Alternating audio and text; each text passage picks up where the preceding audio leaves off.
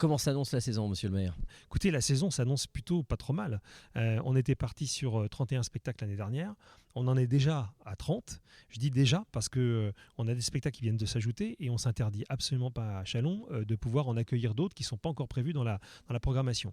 Ça va être une programmation, je l'espère, dont le goût du public comme l'ont été les précédentes. On a eu la faveur d'accueillir 28 000 spectateurs l'année dernière sur l'ensemble des événements qu'on a proposés. Donc il n'y a pas de raison objective pour qu'on soit en dessous de cette fréquentation cette année.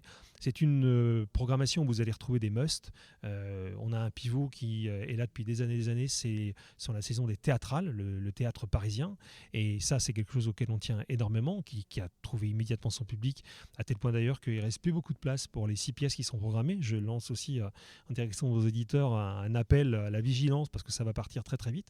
Mais on a aussi la capacité d'accueillir des artistes peut-être moins connus, mais qui peuvent également attirer un public et explorer finalement des voies culturelles lorsqu'on est en début de carrière par exemple, ou, et ça c'est une place qu'on veut vraiment donner, lorsqu'on veut accorder toute son importance au spectacle d'humour.